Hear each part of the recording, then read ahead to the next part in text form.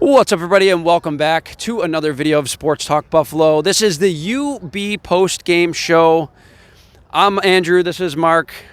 Fantastic game all the way around between Western Michigan and UB. Unfortunately, a little bit of a disappointing ending. Mark, what did you notice in this game?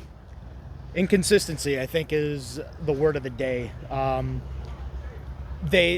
it was a hell of a start. Yeah, great start.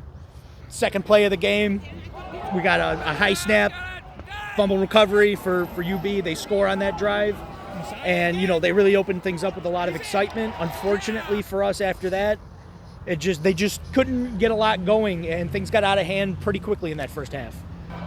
Defensively, probably the worst game we've seen UB play all season long. If I were to have told you that CJ Agbana would throw for over 60%, throw for nearly 300 yards and 2 touchdowns, I think that anyone who has watched UB all year would probably say that they're going to win this game. He added a couple carries also.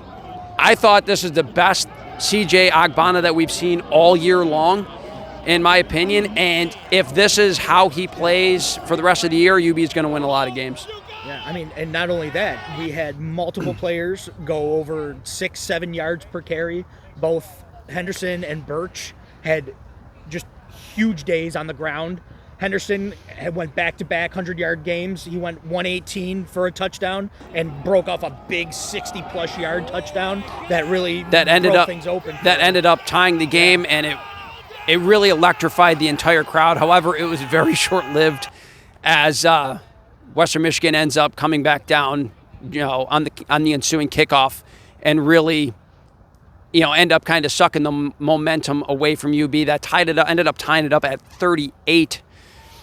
Overall, again, thought the defense was pretty shaky. They could not get off the field on third down in this game, and I think that was probably their biggest Achilles heel in this game.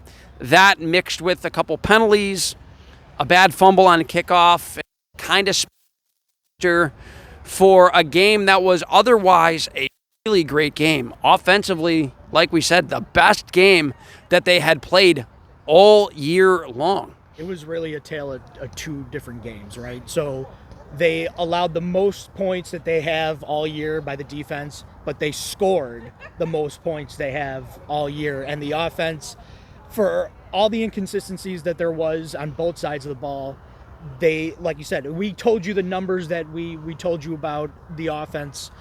Total yards, the most total yards they've had all year. They went over 400 plus yards today. The most points they've scored all year long offensively.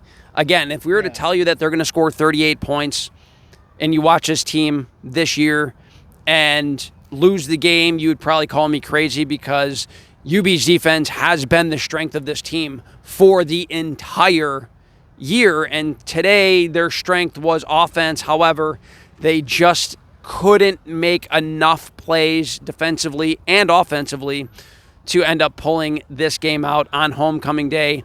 Big crowd here for UB, so something that's a little disappointing, something that you really want to see them get over the hump with. UB falls to 4-3. They are 2-1 in the Mid-American Conference. However, if the defense plays up to its capabilities and the offense plays the way it has today and in the last game, UB is going to be a very tough out in the Mid-American Conference. It was a tough way to lose the game today, too. It was they kind of threw us off for a loop. Lembo decided not to go for an onside after scoring the touchdown. Baffling, but with 3 timeouts, okay. There's a little over a minute left on the clock. They do a high kick, and they're actually able to stop them with they bring them to 4th down. Mr. Reliable Dolak, he looked like a tackle for loss in the backfield. He knifes through, makes a great play. Yeah, would have gave UB one more shot at tying things up. With 46 seconds left on the clock, down in Western Michigan territory. However, somehow, some way, they gave suspect spot by the Zebras. They gave them the reach of the football, which by the hair, the very tip of the nose, gives Western Michigan the first down and that effectively ended the game. However, again, just an unbelievable game in this one. Very back and forth. UB showed a lot of moxie in this game, coming back from a big deficit early on to really even make this a game, something that we hadn't really seen them be able to do for the whole year. So again, a lot of encouraging things on offense, and we know what they can do on defense. Today was just an off day, and I don't even know, like, if you look at the stat line, you look at the score, you'd think it was a dogfight.